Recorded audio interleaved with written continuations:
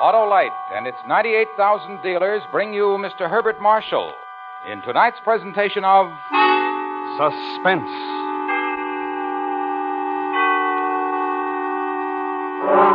Tonight, Autolite presents part one of the most famous of all literary puzzles, Charles Dickens' unfinished novel, The Mystery of Edwin Drood. Our star, Mr. Herbert Marshall.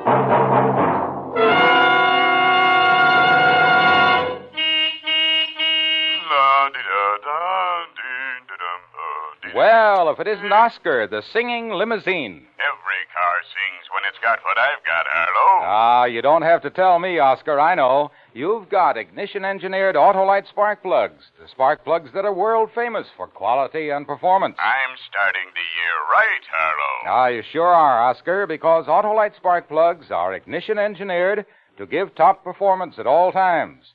They're specified as original equipment on many leading makes of our finest cars, trucks, and tractors. My Autolite spark plug dealer told me spark plugs were the very heart of my ignition system. And he was right, too. So, friends, have your spark plugs checked by your nearest dealer who sells Autolite spark plugs. To quickly locate him, just look for the Autolite spark plug sign or phone Western Union by number and ask for Operator 25. And remember, from bumper to tail light, you're always right with Autolite. And now, Autolite presents Charles Dickens' The Mystery of Edwin Drood, starring Mr. Herbert Marshall, hoping once again to keep you in suspense.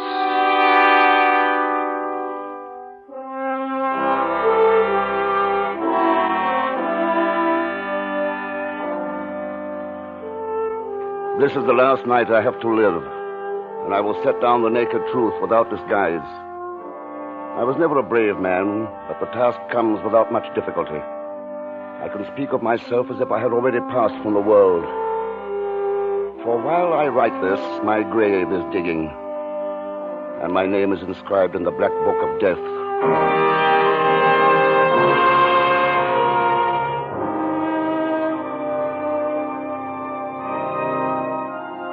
It was in the organ loft of the assembly hall at Cloisterham College where I first began to learn how a man's mind can become a thing of horrible wonder, a part, a writhing, tormented thing, beyond his poor power to control. I'd gone there, as I so often did, for the peace and quiet, for the song of birds, the scents from gardens and woods that joined with me, and my music. And it was there, suddenly, without warning, that my mind filled with those words long forgotten, only half learned at best, somewhere in the dim past. When the wicked man turneth away from his wickedness, he shall save his soul alive. The wicked man? What has that to do with me, with John Jasper, simple instructor in music? Jack? And why should I be filled with a strange sense of guilt? Are you in there, Jack? The wicked man. Me? The wicked man? Jack, are you in the organ loft? Jack? Who's that? It's I, Jack, your nephew, Edwin Drood. Edwin. I'm out here in the assembly hall. Edwin. Edwin, my boy. Jack, it's good to see you again. Let me see what the past 3 months have done for you. I can't say they've done you a bit of harm. No reason why they should. But tell me of yourself. You look a little tired. Tired? Oh, nonsense. Never felt better in my life. Not worried about something, are you? Some strain you're under, perhaps? In this sleepy old college town? Oh, but look here. Come into my office. We're wasting all this time in talk. I've been saving a special welcome for you, my boy.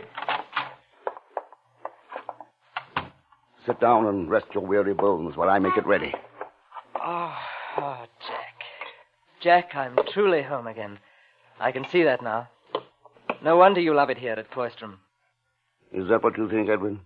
Well, who could think otherwise, looking at you? You're respected, your talent for teaching music admired and looked up to. You'd be duty-bound to love it. You're wrong, Edwin. I hate it. What?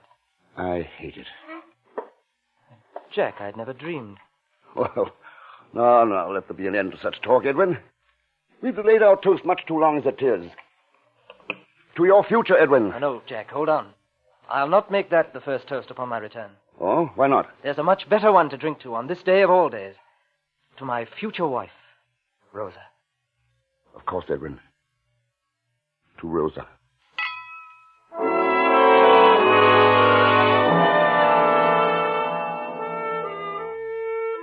As we stood there, Edwin and I, drinking to her, to Rosa, I began to realize why those words about the wicked man had come to me just before his return. It had been a warning that might have already come too late.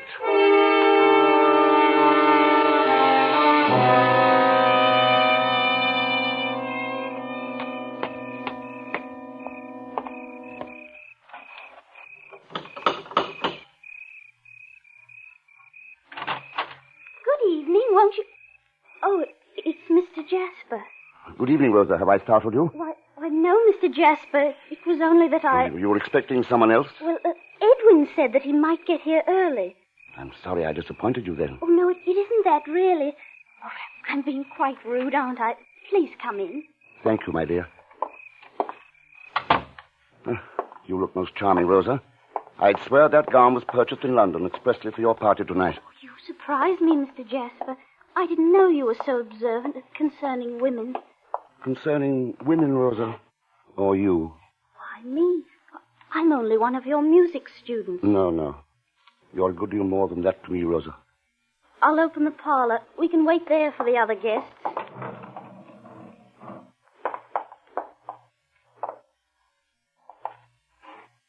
You said I was a good deal more to you than just a music student.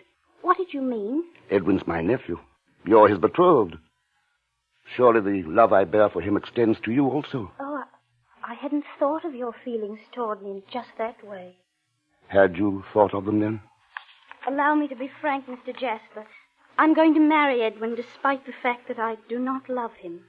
You do not? Oh, as a brother, perhaps as a very dear friend, but not as one should love a husband. Then why marry him, Rosa? Because I couldn't bear to see him hurt. Because I promised both my parents and his that we would marry. There's nothing that can change your mind? No, Mr. Jasper. Not even if you loved another? I do love another.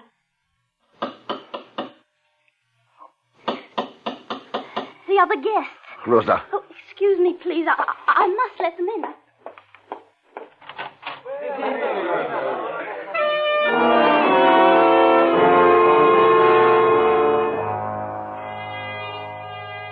I remember little concerning the party that followed, being too occupied with my own thoughts. But two incidents do stand out as foreshadowing events to come. The first, a conversation between Dean Crisparkle and his protege, Neville Landless, a strange and intense young man, but newly arrived from Ceylon. Yes, of course, my dear. She's a beautiful girl, Dean. One of the most beautiful it has ever been my fortune to meet.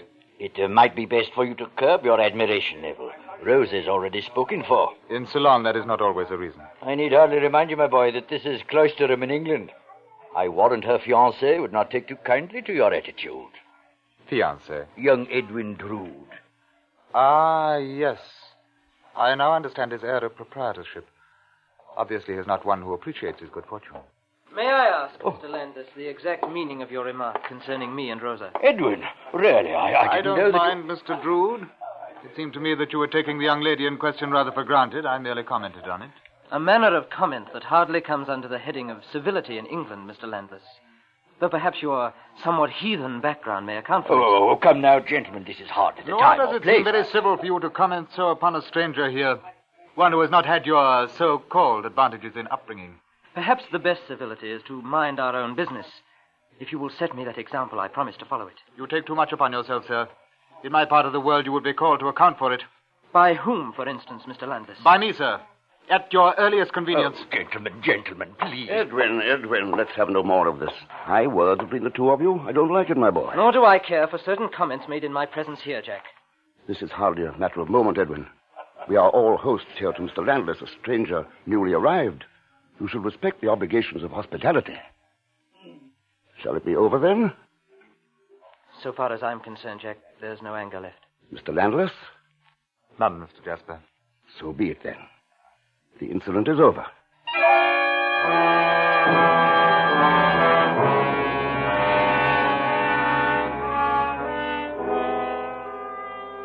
When it became time for Rosa to play, I took my place at the piano beside her in order to turn the pages of the music. I stood there watching her hands caressing the keys like two white, tender doves, seeing her lips pursed tenderly in concentration, the curve of her soft cheek, her eyes intent upon her music, yet finding moments free to glance up into mine. A tide of emotion welled up within me as I watched. And then I saw it begin to overtake her, too.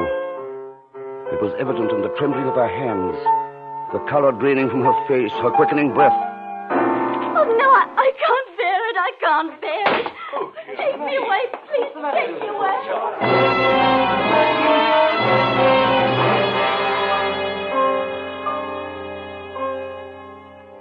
It was then the decision was made.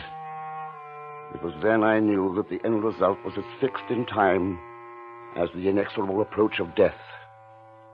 In this instance, the death of Edwin Drood.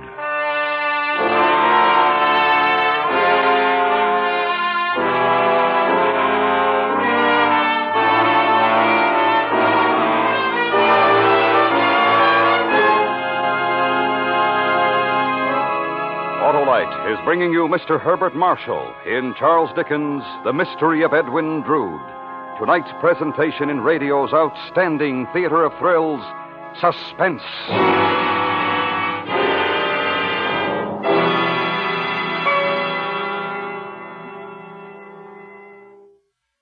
You know, Harlow, this is the first time I've had Autolite resistor spark plugs under my hood. Well, then, Oscar Otto, you're in for the ride of a car's lifetime.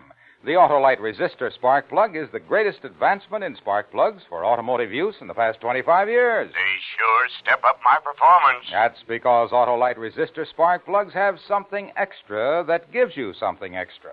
That extra is an exclusive Autolite built-in 10,000 ohm resistor that makes possible such extra advantages as smoother engine performance, quick starts, and double spark plug life. Extra special, eh, Harlow? Right you are, Oscar, and the Autolite resistor-type spark plug is only one of the complete line of Autolite spark plugs for every use. So, friends, see your nearest Autolite spark plug dealer. Have him check and replace worn-out spark plugs with ignition-engineered Autolite spark plugs, either standard or resistor type.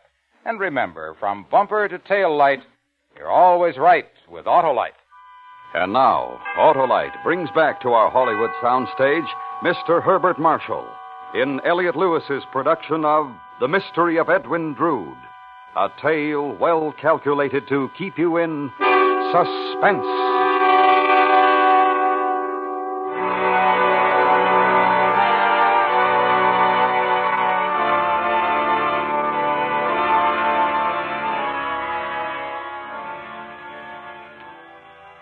I have said that a man's mind can become a thing of horrible wonder, a part. So it must have been with mine that night. For I know now that the plan, the complete, the perfect plan, was born the very moment that Edwin Drood led Rosa from the room.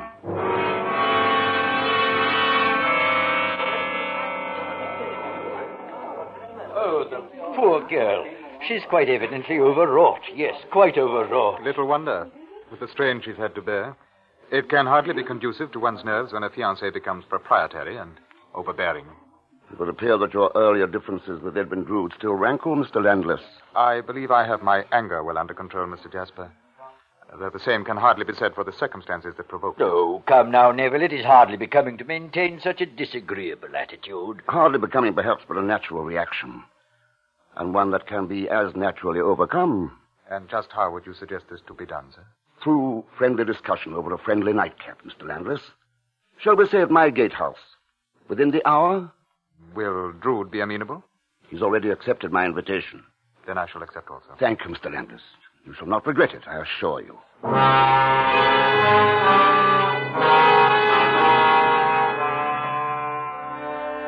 I took my leave then and pursued my way through the silent cobbled streets of Cloisterham. My path led me beside the city's venerable crypt, That strange jumble of old walls, ancient druidic stone and decaying monuments, wherein dwelt the bones of centuries of Cloisterham's dead. Upon reaching it, I forsook the cobblestones of the street for the rubble of the crypt. Beware that there mound by the yard gate, Mr. Jasper. Oh, is that you, Doddles? Aye. Well, what was it you said? I said, where the mound, Mr. Jasper? Why, what is it? Lime, that's what. Lime? What you call quicklime? Aye. Quick enough to eat your bones and your boots. With a little hand stirring, quick enough, surely, to eat your bones. Really? Now, you use it in your stonemason work, do you? Aye. Though it's little enough stonework for Doddles these days. What with the mayor and them wanting to learn where the olden ones is. Oh, yes. Searching for the final resting places of ancient druids, aren't you? Aye. Trying task it is, too. What with the way they're buried here, without no rhyme, no reason. Scattered about like in walls and under passageways. At best, I'd say it was an impossible task. Doddles. Not for Doddles and his hammer, it's not. Hammer? How can that possibly help? Well, look you over here, Mr. Jasper. Here's a wall. Thick it is. Over 6 feet. Crumbling bad in spots. Hard to tell just what might be buried there, if anything. But Doddles will soon put an end to that mystery. Yeah, it taps, you see. Solid here, unholden. So I goes on tapping. Hollow here, nothing. I tap some more. Here I find solid. Hollow again. There you have it, Mr. Jasper. Walls hollow. Oh, filled with rubbish and what not, I wager, but hollow plain enough. Like most of the walls around here. Plenty of room in 'em for 100 more bodies it need be. Yes, I dare say. Well, thank you kindly for a most illuminating lecture. Well, now, you didn't say why you come visiting here in the first place, Mr. Jasper. I don't believe I know, Doddles. I don't believe I know.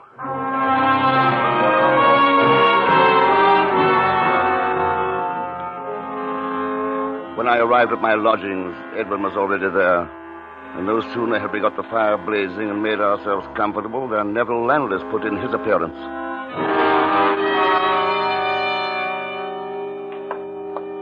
Please to sit down, Mr. Landless. Whatever small comforts you find here, consider to be your own. My thanks, Mr. Jasper. Turn up the lamp on the desk, will you, Edwin? I'll prepare some mulled wine for that nightcap I promised. Of course, Jack. You'll probably notice, Mr. Landless, that I have the lamp so arranged as to illuminate a painting over the chimney place. I had noticed it, Mr. Jasper. You'll recognize the subject, of course. Miss Rosa. I could hardly fail to do so, though the portrait is far from flattering to the original. Oh, don't be so hard on it, Mr. Landless. It was done by Edwin, who made me a present of it. I'm sorry, Mr. Drood. If I had known I was in the artist's presence. I doubt that your remark would have differed, Mr. Landless. Perhaps it would not have, Mr. Drood? Oh, come now, gentlemen. Let there be no more of this. The wine is prepared. So. And surely no lady, or at least the portrait of one, should intrude upon the drinking habits of good friends. For you, Mr. Landless. Thank you, sir. Edwin. Thanks, Jack. And now, for the first toast of the evening, I should like to propose one to my nephew, a most fortunate man. A toast in truth, Mr. Jasper. I shall drink to it. Thank you both, gentlemen. Yes, Mr. Landless, I ask you to observe my nephew, for he is indeed one of the most fortunate men of the world. And an enviable state, if I truly possess it, Jack. How can you doubt it, my boy? A family estate that eliminates the burdens of economic necessity. Rosa, eager, waiting to supply you with the greatest blessings of domestic bliss and love. Quite different from your prospects and mine, is it not, Mr. Landless? Yes, quite different, Mr. Jasper. Upon my soul, Jack, I almost feel apologetic for having my way smoothed as you describe. Almost, but not quite. Perhaps it might have been better for Mr. Drood to have known some hardships in the achievement of his possessions. And why, pray, might it have been better for Mr. Drood to have known hardships? Yes, Mr. Landless. Tell us why. Because they might have made him more sensible of good fortune that is not the result of his own merit. Have you known hardships, may I ask? I have. And what have they made you sensible of? I have told you once before tonight. You've told me nothing. I told you that you take a great deal too much upon yourself. You added something else to that, if I remember. I did. I said that in my part of the world you would be called to account for it. That part of the world is a long way off, I believe, at a very safe distance. Say here, then.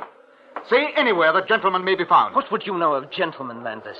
You may know a common thief or a common boaster when you see him, but you're surely no judge of gentlemen. I have taken all I'm going to take from you. Here now, Edwin. Stand still. Mr. Landless, give me that bottle. I'll give it to your precious nephew. I warn you, Drood. I'll cut you down someday for this. I swear it.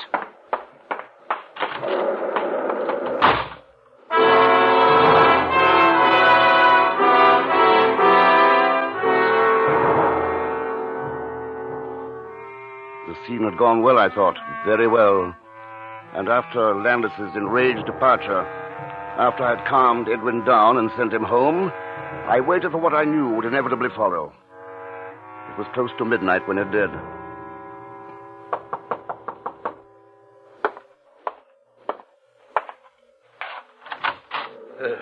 May I come in, Jasper? Of course, Dean. I understand you had some difficulty with my protege tonight. He told you? Oh, there was no overlooking his wrought-up state when he came home. I questioned him at once.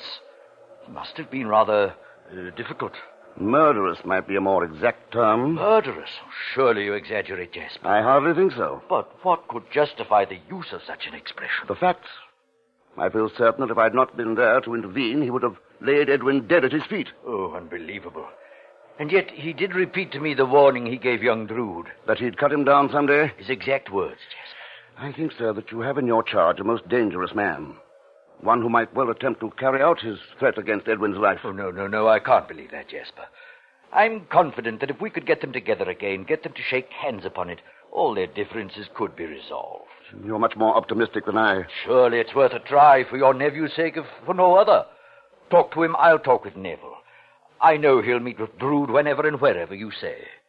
Very well, Dean, I'll try.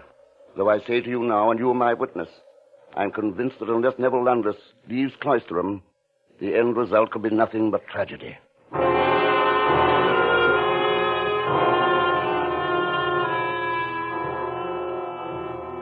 It was 2 days later that Dean Crisparkle brought me assurance of Neville's willingness to cooperate. Immediately I sought out Edwin Drood for a dinner on Christmas Eve, just the three of us. And so the stage was set, and the hours flew, and the ugly streets of Cloisterham turned bright and gay with the holly and the mistletoe. The dinner in my lodgings went cheerfully and well that Christmas Eve. The holiday spirit burned as brightly as the fire in the hearth. There was peace on earth to all men of goodwill. Not even the unseasonal storm that began to rage outside could dampen the gaiety of the evening. Rather, it served as a challenge, an opportunity to heighten the feeling of good fellowship that seemed to be born that night.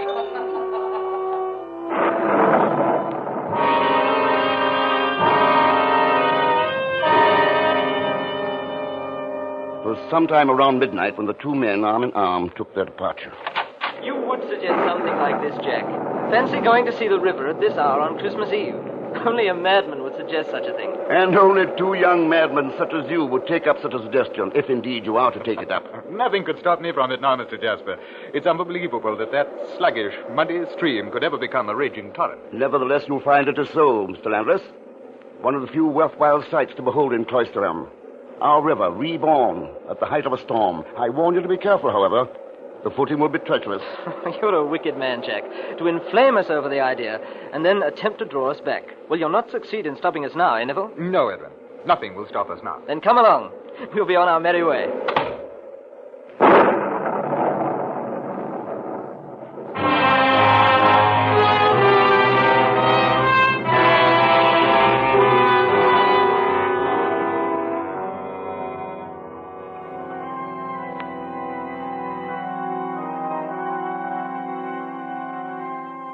There is little I can tell you of the night that followed, for there is little that I remember clearly. I know only that when dawn finally broke, I found myself in the organ loft, playing, my clothing wet through, and burning within my brain was a memory. A memory of a man walking alone through the wind and rain in the black of night.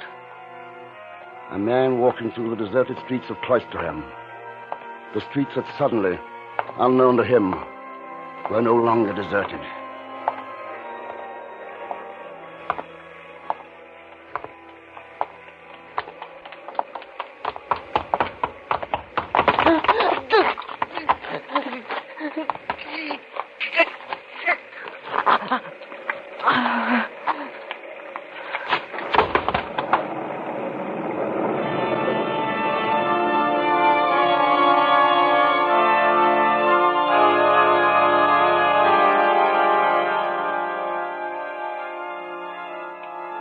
A memory, I said it was.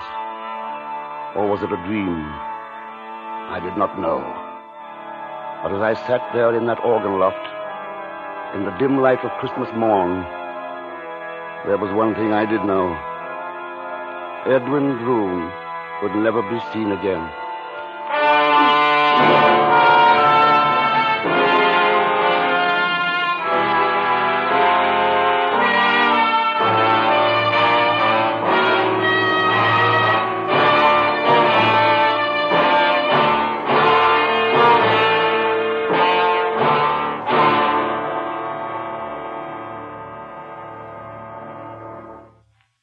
Suspense, presented by Autolite. Tonight's star, Mr. Herbert Marshall. This is Harlow Wilcox speaking for Autolite, world's largest independent manufacturer of automotive electrical equipment. Autolite is proud to serve the greatest names in the industry. They are members of the Autolite family, as well as are the 98,000 Autolite distributors and dealers in the United States and thousands more in Canada and throughout the world. Our family also includes the nearly 30,000 men and women in 28 great Autolite plants from coast to coast and Autolite plants in many foreign countries, as well as the 18,000 people who have invested a portion of their savings in Autolite. Every Autolite product is backed by constant research and precision built to the highest standards of quality and performance. So remember, from bumper to tail light, you're always right with Autolite.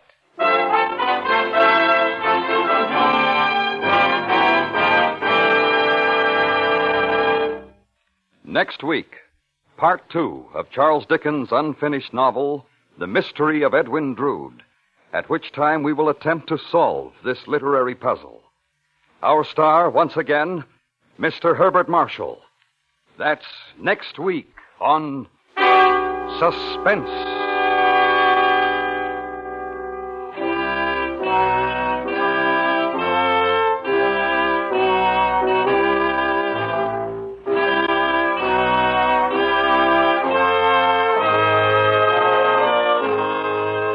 Suspense is produced and directed by Elliott Lewis, with music composed by Lucien Morawick and conducted by Lud Gluskin. The Mystery of Edwin Drood was adapted from Charles Dickens' unfinished novel by Sidney Marshall. In tonight's story, Terry Kilburn was heard as Edwin Drood, Betty Harford as Rosa, Ben Wright as Landless, Joseph Kearns as Dean Crisparkle, and William Johnstone as Durdles.